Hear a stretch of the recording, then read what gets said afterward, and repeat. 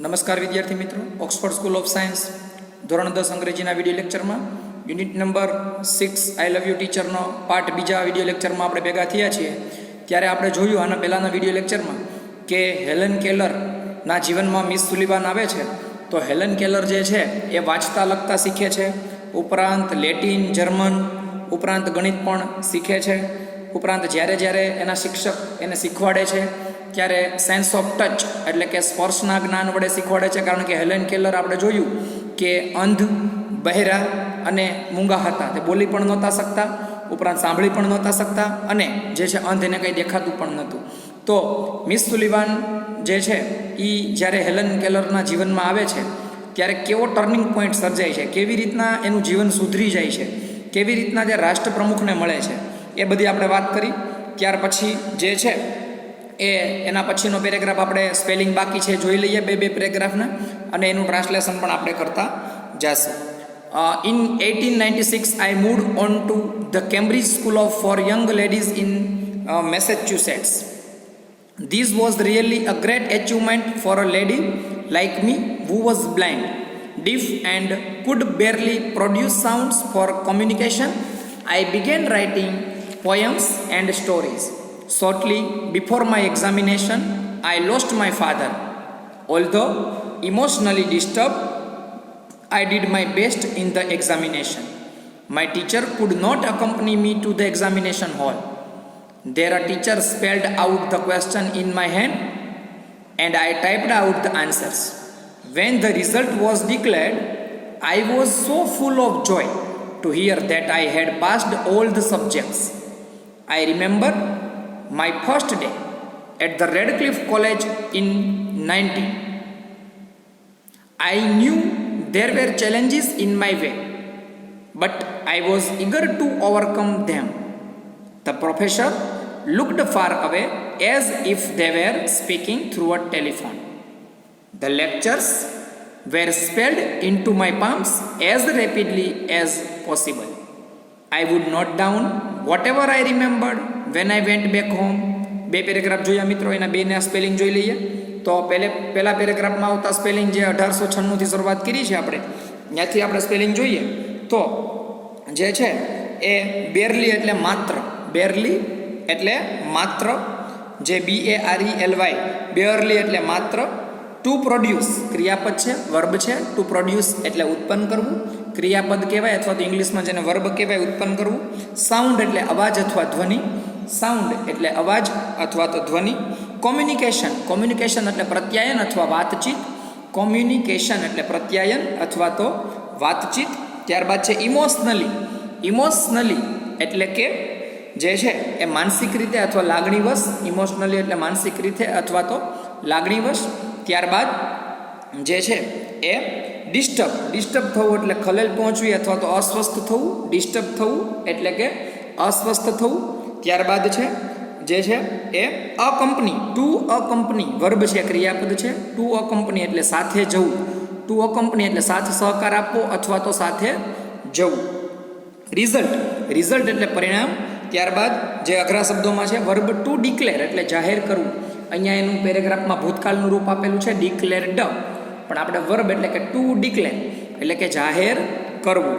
ત્યારબાદ જે છે ચેલેન્જીસ, ચેલેન્જીસ એટલે કે મુશ્કેલીઓ, ચેલેન્જ કરવી એટલે મુશ્કેલીઓ, ચેલેન્જીસ જેને આપણે કહીએ મુશ્કેલીઓ.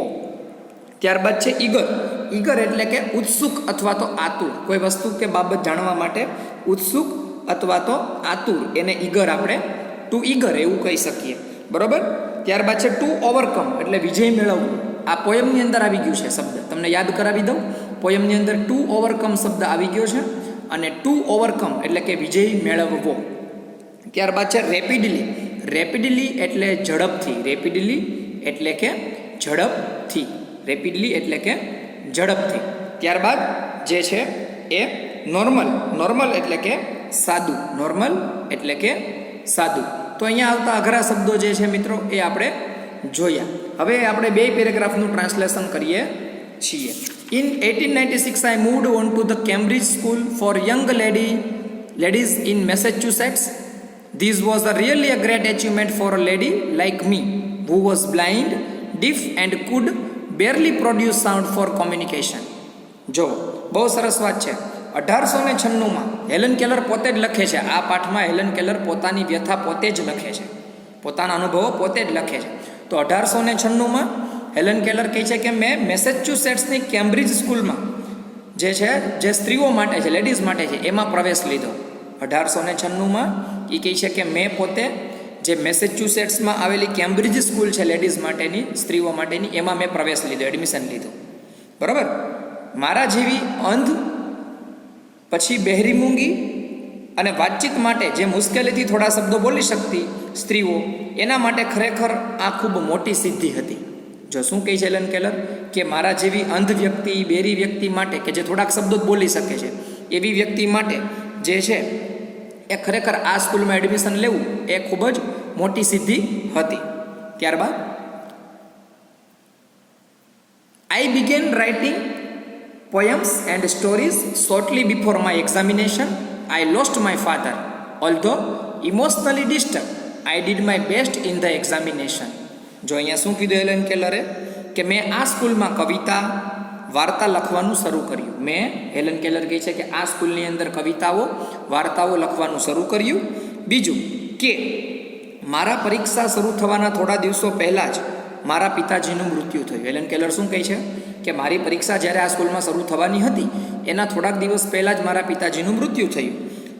તો શું કહે છે કે માનસિક રીતે હું થોડીક ડિસ્ટર્બ થઈ ગઈ હતી. માનસિક રીતે મારું મગજ જે છે એ સ્વસ્થ ન હતું, અસ્વસ્થ હતું મારું મગજ. બરાબર. પરંતુ મેં પરીક્ષા ખૂબ જ મહેનતપૂર્વક આપી. શું કહે છે? મેં પરીક્ષા મારી ખૂબ જ મહેનતપૂર્વક આપી. My teacher could not accompany me to the examination hall. Examination પરીક્ષા ખંડમાં મારા શિક્ષક મારી સાથે આવ્યા ન હતા અથવા આવી શકતા ન હતા. પરીક્ષા ખંડમાં મારા શિક્ષક મારી સાથે આવી શકતા ન હતા એવું કીધું. ત્યાર પછી શું છે તો કે there a teacher spelled out the question in my hand and I typed out the answers. જો શું કહે છે કે જ્યારે પરીક્ષા ખંડની અંદર મારી શિક્ષિકા જે મારા ખંડમાં હતા તે શિક્ષિકા મારા હાથમાં પ્રશ્નો લખતા અને હું તેમના ઉત્તરો ટાઈપ કરતી. વર્ગખંડમાં જે શિક્ષક આવતા, શિક્ષિકા આવતા, એ મારા હથેળીની અંદર જે છે એ અમુક સ્પેલિંગ લખતા અને હું એમનો જવાબ લખતી ટાઈપરાઇટર કરીને, એટલે કે ટાઈપિંગ કરીને. બરાબર. When the result was declared, જ્યારે પરિણામ જ્યારે જાહેર થયું, I was so full of joy to hear that I had passed all the subjects. જ્યારે રિઝલ્ટ આવ્યું, જ્યારે પરિણામ આવ્યું, ત્યારે બધા જ વિષયોમાં હું પાસ થઈ ગઈ હતી. તે જાણીને મને ખૂબ જ આનંદ થયો. એમ હેલન કેલર કહે છે કે પરીક્ષાનું પરિણામ જ્યારે આવ્યું, બધા જ વિષયમાં હું પાસ થઈ ગઈ, ત્યારે મને ખૂબ જ આનંદ થયો. ત્યાર પછીનો પેરેગ્રાફ જે છે એ જોઈ લઈએ. I remember my first day at the Radcliffe college in 19th century. I knew there were challenges in my way but I was eager to overcome them. જો અહીંયા શું કીધું કે 1900ની સાલમાં રેડક્લિફ કોલેજનો પહેલો દિવસ મને બરોબર યાદ આવે છે. જો શું કહે છે હેલન કેલર કે 1900ની સાલમાં રેડક્લિફ કોલેજનો મને પ્રથમ દિવસ બરોબર યાદ છે. મારા વર્ગમાં ખૂબ જ મુશ્કેલીઓ આવતી હતી, મારા રસ્તામાં ખૂબ જ મુશ્કેલીઓ હતી, તે હું જાણતી હતી, પરંતુ હું તેમના ઉપર વિજય મેળવવા માટે ખૂબ જ આતુર હતી. ફરીવાર એ કહે છે કે જ્યારે મેં કોલેજમાં એડમિશન લીધું ત્યારે મારે ખૂબ જ પડકારોનો સામનો કરવાનો હતો, પરંતુ મને વિશ્વાસ હતો કે હું તેમના પર વિજય મેળવીશ, એવો મને અંદરથી ઉત્સુકતા કે આતુરતા હતી. The professors looked far away as if they were speaking through a telephone. The lectures were spelled into my palms as rapidly as possible. જો શું કીધું કે અધ્યાપકો જાણે કે ટેલિફોન દ્વારા બોલતા હોય, પ્રોફેસરો જાણે ટેલિફોન દ્વારા બોલતા હોય તેટલા દૂર મને લાગતા હતા. પ્રોફેસરો ટેલિફોન દ્વારા બોલતા હોય એટલા મને દૂર લાગતા હતા. બીજું શું કીધું? બને તેટલી ઝડપથી મારી હથેળીમાં હું આખો લેક્ચર ઉતારવાનો પ્રયત્ન કરતી. હેલન કેલર શું કહે છે? પ્રોફેસર જેટલું બોલ્યા લેક્ચરમાં, બને તેટલી ઝડપથી હું મારી હથેળીમાં એ લેક્ચરનો આખો સાર ઉતારવાનો પ્રયત્ન કરતી. I would note down whatever I remembered when I went back home. જો શું કહે છે? ઘરે આવીને જે કંઈ યાદ રહેતું તેની હું એક નોંધ કરતી. હેલન કેલર કહે છે કે કોલેજમાં જે હું ભણ્યું હોય એમાંથી જેટલું મને યાદ રહ્યું હોય એટલું હું ઘરે આવી અને એની નોંધ કરતી, એટલે કે હું લખી નાખતી, એવું હેલન કેલર કહે છે. પછીના પેરેગ્રાફનો આપણે જે છે સ્પેલિંગ અને અનુવાદ કરશું બંનેનું. એટલે પહેલાં સ્પેલિંગ જોઈ લઈએ. Here I began to write about my life. I wrote the story both in Braille and on a normal typewriter. The story of my life was edited by John Massey. The writing was published in a magazine in 1903 એટલે કે 1903 and I was paid for it. અહીંયા શું કીધું? જો એવી વસ્તુ કીધી કે અઘરા શબ્દોમાં નોર્મલ એટલે કે સાદું, પહેલાં અઘરા શબ્દો જોઈ લઈએ પછી ગુજરાતી કરશું. ત્યારબાદ જે છે એ એડિટ કરવું એટલે સંપાદન કરવું. ટુ એડિટ એ ક્રિયાપદ છે, સંપાદન કરવું અથવા તો ભેગું કરવું. We the blind are as indebted to Louis Braille as mankind is to Gutenberg. બરાબર, એ નામ છે, હમણાં જોઈ લઈએ આપણે સ્પેલિંગની સાથે. On 28th June 1904 I graduated from the Radcliffe College. I felt proud that I became the first deaf blind person to earn a Bachelor of Arts degree. I began to feel that I must educate people on ways to help the blind. My prime goal in my life was to spread awareness regarding the poor neglected state of the blind, their innate abilities and their inspirations. I had to raise funds not only to sustain a living for myself, but also to start projects to remove darkness and miseries from the lives of other blind people. I strongly felt that I must give the others what I had gained from my teacher N. ટૂંકું નામ છે N. Spelling જોઈ લઈએ. અહીંયાથી spelling જે આપણે બાકી છે જોઈ લઈએ. ટુ એડિટ કરવું એટલે સંપાદન કરવું, એ ક્રિયાપદ છે. ત્યાર પછીનો સ્પેલિંગ છે ટુ પબ્લિશ, ક્રિયાપદ છે, પ્રસિદ્ધ કરવું. ટુ પબ્લિશ કરવું એટલે કે પ્રસિદ્ધ કરવું, એટલે કે જાહેર કરવું. ત્યાર પછીનો શબ્દ મેગેઝિન, અહીંયા તમે જોઈ શકો છો મેગેઝિન શબ્દ છે એટલે સામયિક, મેગેઝિન એટલે સામયિક. ત્યારબાદ મેનકાઇન્ડ એટલે માનવજાત, મેનકાઇન્ડ એટલે કે માનવજાત, મેનકાઇન્ડ એટલે માનવજાત. ટુ ગ્રેજ્યુએટ એટલે સ્નાતક થવું, ક્રિયાપદના રૂપમાં છે ટુ ગ્રેજ્યુએટ એટલે કે સ્નાતક થવું. ત્યારબાદ છે પ્રાઉડ એટલે ગૌરવ, પ્રાઉડ એટલે અભિમાન અથવા ગર્વ. પ્રાઇમ એટલે મુખ્ય, મેઇન. પ્રાઇમ જે છે પ્રાઇમ ગોલ, ગોલ એટલે ધ્યેય, મુખ્ય ધ્યેય. પ્રાઇમ ગોલ એટલે મુખ્ય ધ્યેય, પ્રાઇમ એટલે મુખ્ય અને ગોલ એટલે ધ્યેય. પ્રાઇમ ગોલ એટલે મુખ્ય ધ્યેય. ત્યારબાદ છે ટુ સ્પ્રેડ એટલે ફેલાવવું, ક્રિયાપદ છે.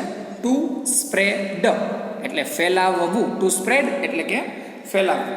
અવેરનેસ એટલે કે જાગૃતતા, અવેરનેસ એટલે કે જાગૃતતા, અવેરનેસ એટલે જાગૃતતા.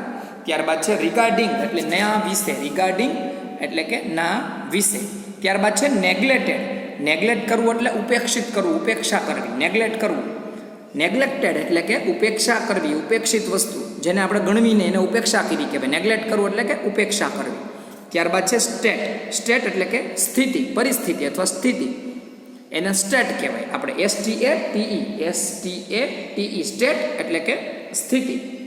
ત્યારબાદ છે ઇનેટ, ઇનેટ એટલે જન્મજાત, ઇનેટ એટલે કે જન્મજાત. અઘરો શબ્દ છે, ખાસ ધ્યાન રાખજો.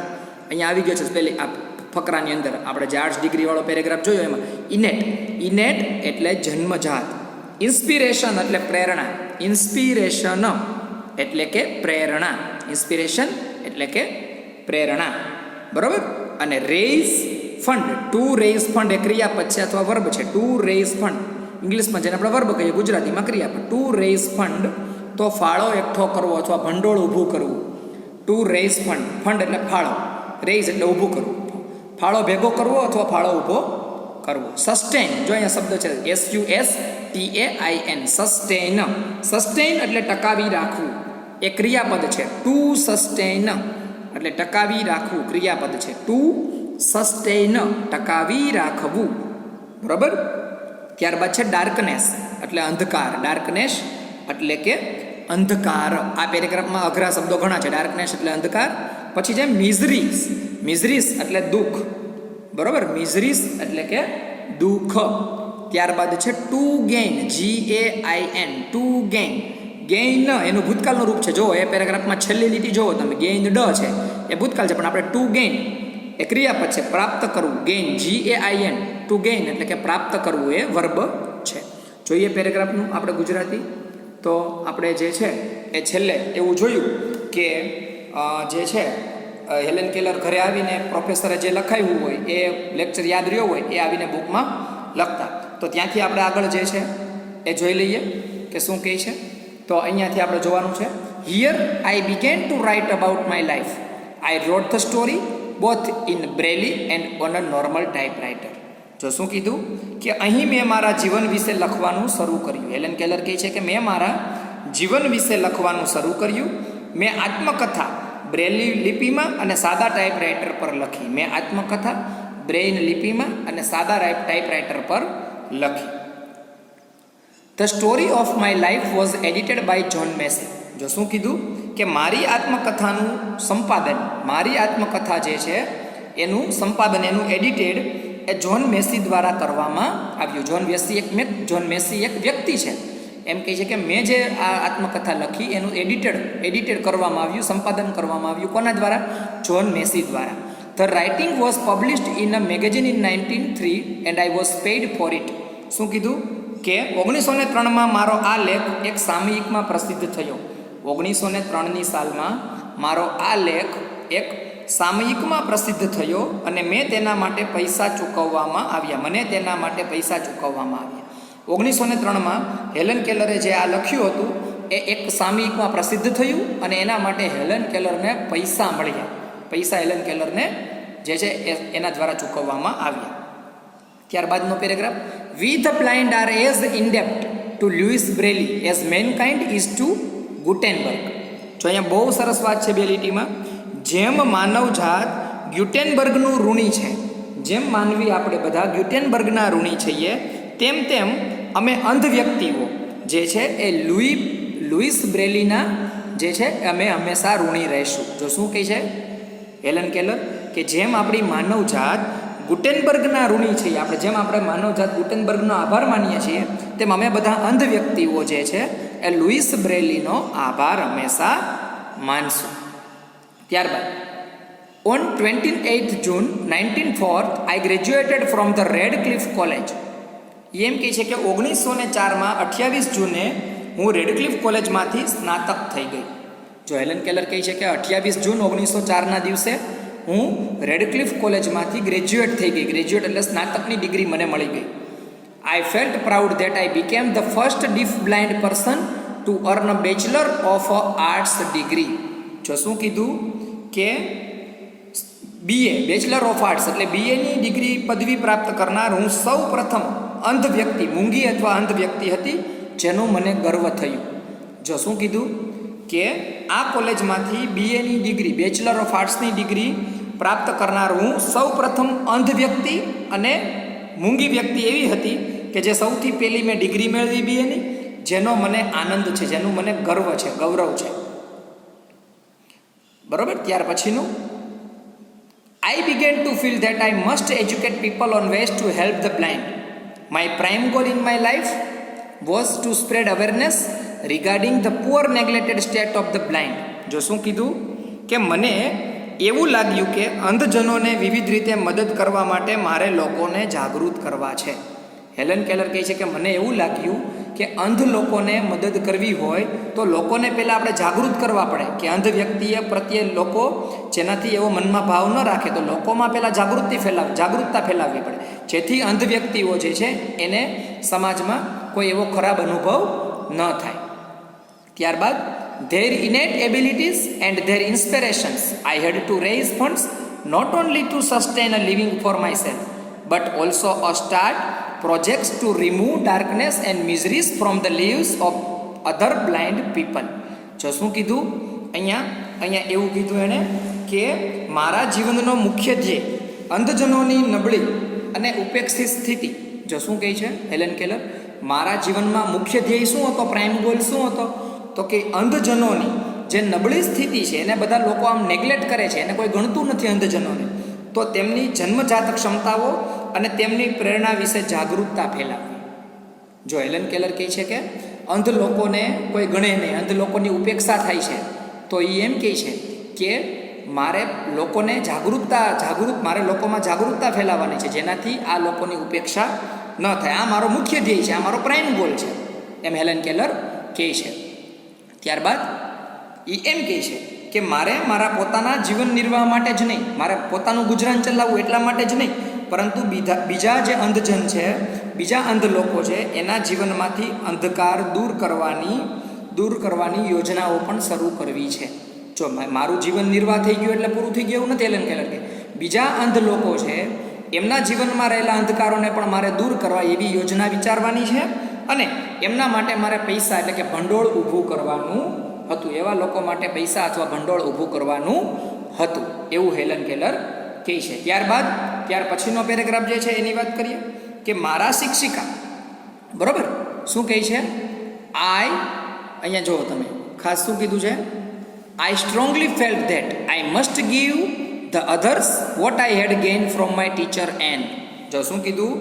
બહુ સરસ છે. મારા શિક્ષિકા એન પાસેથી મેં જે કાંઈ પ્રાપ્ત કર્યું, એન સુલિવાન, પણ અહીંયા એનથી એ ઉદ્બોધન કરે છે કે મારા શિક્ષિકા એન પાસેથી મેં જે કાંઈ પ્રાપ્ત કર્યું તે મારે બીજાને આપવું જ જોઈએ. શું કીધું?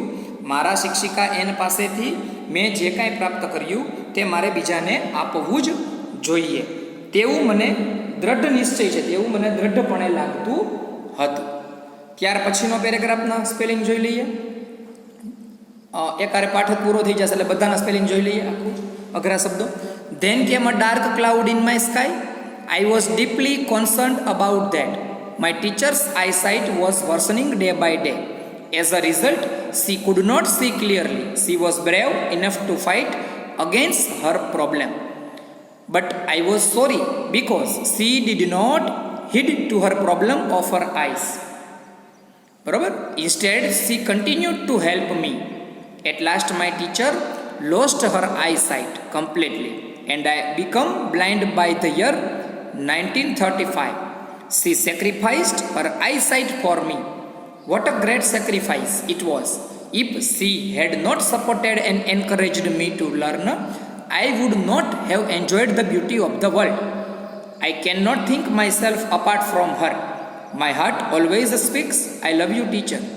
જો અહીંયા જે છે અઘરા શબ્દો જે અહીંયાથી શરૂઆત કરી છે, ધેન કેમ ડાર્ક ક્લાઉડ ત્યાંથી, તો આપણે જે છે એ ત્યાંથી શરૂઆત કરીએ તો એના અઘરા શબ્દોમાં જે છે આઈસાઇટ એટલે દ્રષ્ટિ, આઈસાઇટ એટલે આંખની દ્રષ્ટિ, આઈ એટલે આંખ અને સાઇટ એટલે દ્રષ્ટિ, આંખની જોવાની નજર અથવા દ્રષ્ટિ. પછી ક્રિયાપદ છે ટુ વર્સન, WORSEN. અહીંયા વર્સનિંગ છે, જો વોઝ વર્સનિંગ, પણ આપણે વર્સન છે, ટુ વર્સન, તો વધુ ખરાબ થવું. ટુ વર્સન એટલે કે વધુ ખરાબ થવું. ત્યારબાદ જે છે એ ક્લિયરલી એટલે સ્પષ્ટ, ક્લિયરલી એટલે કે સ્પષ્ટ. પછી ક્રિયાપદ છે ટુ હીડ, હીડ એટલે ધ્યાન આપવું, ટુ હીડ એટલે કે ધ્યાન આપવું, HEED, ટુ હીડ એટલે ધ્યાન આપવું. ટુ સેક્રિફાઈસ એટલે બલિદાન આપવું, ટુ સેક્રિફાઈસ એટલે કે બલિદાન આપવું, એ પણ ક્રિયાપદ છે, એ પણ વર્બ છે. ટુ સેક્રિફાઈસ એટલે બલિદાન આપવું, એ પણ ક્રિયાપદ છે. ટુ સપોર્ટ એટલે આધાર આપવો, ટુ સપોર્ટ એટલે કે આધાર આપવો, તો ટુ સપોર્ટ એટલે કે આધાર આપવો.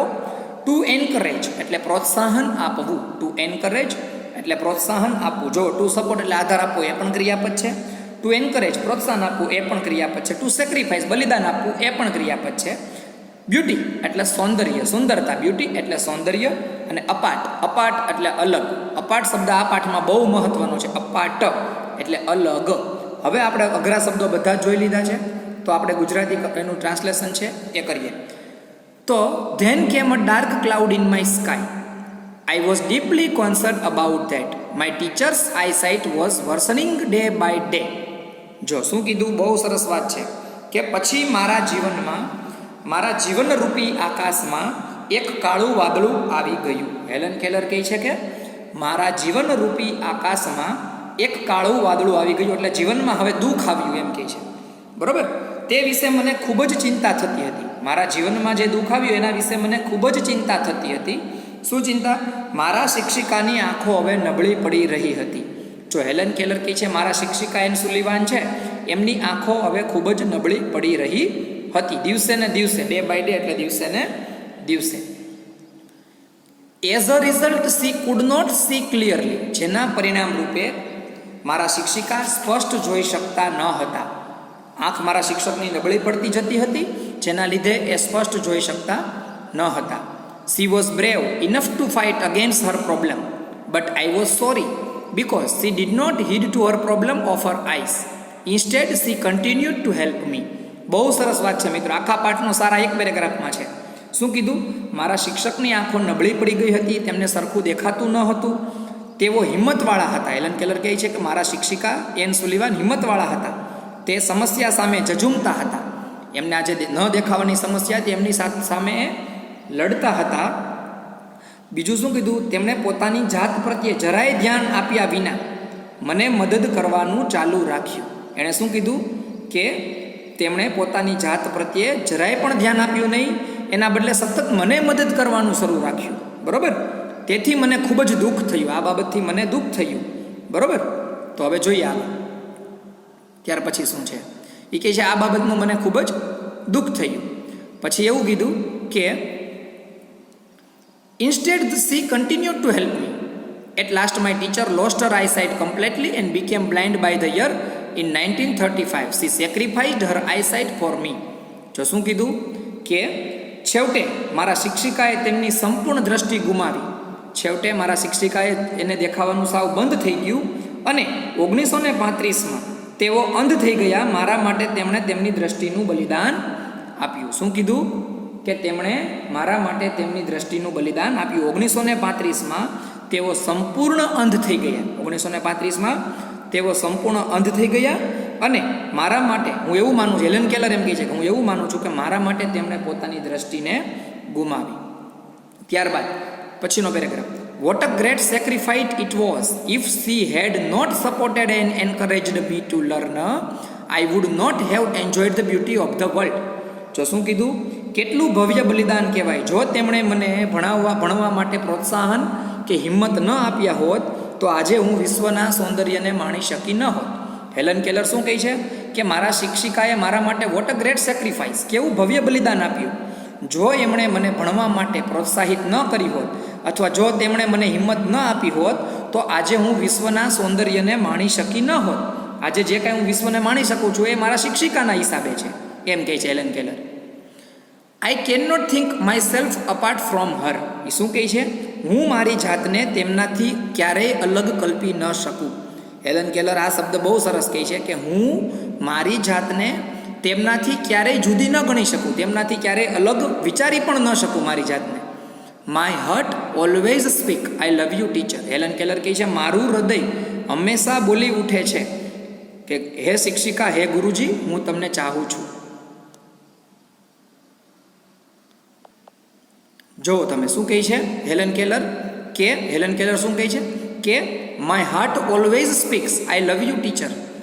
હેલન કેલર કહે છે મારું હૃદય હંમેશા બોલી ઉઠે છે હે શિક્ષક, હે ગુરુજી, હું તમને ચાહું છું. કારણ કે એન સુલિવાન શિક્ષિકાએ હેલન કેલર માટે કેટલું કર્યું છે તમે પાઠમાં જોયું. હવે વિદ્યાર્થી મિત્રો, આજનું આપણું કામ જે છે તમને કહી દઉં હોમવર્કનું. પછી વોટ્સએપમાં ઘણા પૂછે છે તમને જે પ્રશ્નોના જવાબ કે એક્સરસાઇઝના જવાબ પણ હું પછીના દિવસે મોકલું છું, એટલે એ કોઈ ચિંતા ન કરતા. આજનું આપણું જે કામ છે એ હું તમને અત્યારે જે છે એ સેન્ડ PDF દ્વારા તમને વિડીયો લેક્ચર દ્વારા મળશે. તો સ્પેલિંગ ઉચ્ચારણ તમારે પાકી બુકમાં લખવાના છે. પાકી બુક એટલે કે જે ટેક્સ્ટ બુકની જે બુક છે એની અંદર આપણે જે unit number 6 I love you teacher heading બાંધી અને 3 વિભાગ સ્પેલિંગ ઉચ્ચારણ એ સ્ટડી મટીરિયલ્સ દ્વારા મોકલું છું, એ લખવાના છે. ત્યારબાદ આપણે જે છે એ આજે આપણે આમાં જો ટ્રુ ફોલ્સ હોય તો આપણે ટ્રુ ફોલ્સ પણ સોલ્વ કરશું. તો ટ્રુ ફોલ્સ મારા ખ્યાલથી C4માં છે. તો C4ની અંદર ટ્રુ ફોલ્સ આપણે જોઈ લઈએ. Tick mark true or false. જો ખોટું હોય વાક્ય તો કરેક્ટ ધેમ એટલે કે સુધારો. પહેલું છે Helen use to go to her teachers house to study. Helen જે છે એ એમના શિક્ષકના ઘરે ભણવા માટે જતી. ફોલ્સ એટલે કે ખોટું, કારણ કે જે છે શિક્ષક છે એ હેલનના ઘરે ભણાવવા માટે આવતા. બીજું, Miss Anne Sullivan gave Helen's puppet to play with. બીજું છે મિસ સુલિવાન હેલનને રમવા માટે પપેટ આપતા, એટલે કે જે છે પપેટ જેવું જે આવતું એ આપતા. પણ એ ખોટું છે, ફોલ્સ છે. ડોલ એટલે કે ઢીંગલી આપતા. તો બીજું પણ ફોલ્સ છે. તો એમાં પપેટને બદલે આપણે ડોલ શબ્દ લખવો પડે વાક્યમાં, કે Helen gave Helen doll to play with, એવી રીતના લખવું પડે. ત્રીજું, Helen always felt very close to her teacher. Helen છે હંમેશા પોતાની શિક્ષકની નજીક જ રાખતી અથવા અનુભવતી. તો ટ્રુ છે. ત્રીજું વાક્ય સાચું છે, એને સુધારવાની જરૂર નથી. ચોથું, at the Radcliffe college Helen could not down all the lectures were rapidly. જો ચોથામાં એમ કીધું કે હેલન કોલેજમાં જ્યારે હતી ત્યારે લેક્ચર્સ છે એ ઝડપથી ન લખી શકતી, તો ફોલ્સ, ખોટું, કારણ કે તે જેટલું યાદ રહેતું એ બધું જ લખી શકતી. તો ચોથું ફોલ્સ, અને એમાં જે છે એ બધું જ લખી શકતી. એ સાચો જવાબ પીડીએફમાં તમને મોકલીશ. પાંચમું, Miss Sullivan would always be very serious while teaching Helen. પાંચમામાં એવું છે કે જ્યારે મિસ સુલિવાન હેલનને ભણાવતા ત્યારે ખૂબ જ એ ગંભીર રહેતા, પણ ખોટું છે, ફોલ્સ છે. એ રમત સાથે એને જ્ઞાન આપતા, ઇન્ટરેસ્ટિંગ વસ્તુ એટલે કે રસપ્રદ બનાવતા, શીખવાનું એને ઇન્ટરેસ્ટિંગ બનાવતા, રસપ્રદ બનાવતા, સિરિયસ બનાવતા નહીં. એટલે કે એ પાંચમું વાક્ય ફોલ્સ છે. છઠ્ઠું, she could not perform better in her examination due to her father's death. છઠ્ઠું પણ ફોલ્સ છે. આમાં છઠ્ઠા વાક્યમાં એમ કીધું છે કે હેલન કેલરના પિતાજી મૃત્યુ પામવાથી હેલન કેલર પરીક્ષામાં સારું ન કરી શક્યા, તો ખોટું છે. એ સારું કરી શક્યા અને બધા જ વિષયમાં પાસ થઈ ગયા હતા. એટલે એ પણ તમને હું સમજાવી દઉં કે છઠ્ઠું વાક્ય ફોલ્સ છે. સાતમું, Miss Sullivan sacrificed her eyesight for her student Helen. સાતમું છે ટ્રુ, કે મિસ સુલિવાને પોતાના શિષ્ય માટે, હેલન માટે પોતાની આંખને ગુમાવી દીધી. તો એ સાચું છે, કારણ કે અંતમાં આપણે પાઠમાં જોયું કે અંતે એના શિક્ષિકાની આંખો પણ એકદમ અંધ થઈ જાય છે.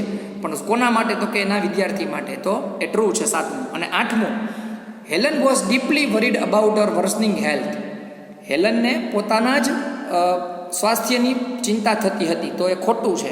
પોતાના સ્વાસ્થ્યની ચિંતા નહોતી થતી, પરંતુ એમના શિક્ષિકા એટલે કે એન સુલિવાનના સ્વાસ્થ્યની એને ચિંતા થતી હતી. તો આઠમું ફોલ્સ છે. એટલે ટ્રુ ફોલ્સ પણ લખશું. વિદ્યાર્થી મિત્રો ખાસ સાંભળજો, બુકની અંદર સ્પેલિંગ ઉચ્ચાર અર્થ, પછી C4 એટલે કે ટ્રુ ફોલ્સ. ટ્રુ ફોલ્સમાં જે વાક્ય ટ્રુ છે એ આપણે એની સામે ખાલી ટ્રુ લખવાનું છે. જે વાક્ય ફોલ્સ છે એમાં ફોલ્સ લખીને નીચે વાક્યને સુધારવાનું છે. જે વાક્ય ફોલ્સ છે એની સામે ફોલ્સ લખીને વાક્યને સાચું કરવાનું છે, એટલે કે ટ્રુમાં પરિવર્તિત કરવાનું છે, જે હું તમને સ્ટડી મટીરિયલ્સ દ્વારા મોકલીશ. ત્યારબાદ જે છે એ આપણે શોર્ટ નોટની વાત કરીએ. ટ્રુ ફોલ્સ અહીંયા પૂરા થયા. શોર્ટ નોટ C9માં આપેલી છે. તો C9માં આપેલી write a short note. Helen a gifted learner. Helen એક ભવ્ય શીખનાર અથવા તો હેલન એક શીખનાર વ્યક્તિ. તો એના વિશે લખવાનું. હેલન કેવી રીતે શીખે છે? તો કે વાઇબ્રેશનથી, પછી જે છે એ લિપ્સ મૂવમેન્ટ્સથી એટલે કે હોઠના હલનચલનથી, પછી જે છે એને જેટલું કોલેજમાં યાદ રહેતું એ રેપિડલી લખતી એટલે કે ઝડપથી લખી નાખતી, નોટ ડાઉન કરતી. એ બધું શોર્ટ નોટમાં લખવું પડે છે. ત્યાર પછી એન સુલિવાન એટલે કે એના શિક્ષક વિશેની શોર્ટ નોટ છે. Wonderful teacher. એન સુલિવાન એક અદ્ભુત શિક્ષિકા છે. એના વિશે પણ શોર્ટ નોટમાં લખવાનું, કેવી રીતે એણે મદદ કરી છે હેલન કેલરની. તો યુનિટ નંબર 6ની અંદર વિદ્યાર્થી મિત્રો પાકી બુકની અંદર અથવા પાકા ચોપડાની અંદર સૌથી પહેલાં સ્પેલિંગ ઉચ્ચાર જે સ્ટડી મટીરિયલ્સમાં મળશે લખજો. ત્યારબાદ ટ્રુ ફોલ્સ લખવાના છે. ત્યારબાદ શોર્ટ નોટ લખવાની છે. અને જે છે આની અંદર લેંગ્વેજમાં રિપોર્ટિંગ ઇવેન્ટ્સ આવે છે. લેંગ્વેજ ફંક્શનની વાત કરીએ તો રિપોર્ટિંગ ઇવેન્ટ્સ આવે છે, અમુક પ્રસંગોની વાત આવે છે. એ પણ આપણે સ્ટડી મટીરિયલ્સ દ્વારા તમને સેન્ડ કરવાના છીએ. તો ખાસ યાદ રાખજો, અહીંયા કન્વર્સેશન એટલે કે વાતચીત, ઇન્ટરવ્યૂ ઉપરથી જે વાતચીત છે એ પણ આપણે જે છે એ જોઈ લેશું આગળના વિડીયો લેક્ચરમાં. અને એના વિશેની આપણે વાતચીત પણ આપણે વિડીયો લેક્ચરમાં કરશું. અને રાઇટિંગ જે છે એ ઇન્ટરવ્યૂ બેઝ એ પણ આપણે હવે કરવાના છીએ. તો મળીએ મિત્રો યુનિટ નંબર 7ના પછીના વિડીયો લેક્ચરની અંદર. આ બધી જ સ્ટડી મટીરિયલ્સમાં મળશે. એટલે કોઈ મિત્રો કોલ કરીને ન પૂછે કે સર અમારે ટ્રુ ફોલ્સ કેમ લખવા, સર અમારે શોર્ટ નોટ કેમ લખવી, સર અમારે સ્પેલિંગ કેમ લખવા. બધું જ તમને સ્ટડી મટીરિયલ્સના PDF સ્વરૂપમાં મિત્રો મળે છે, અને જેમાંથી જ તમારે સારી રીતે લખવાનું છે.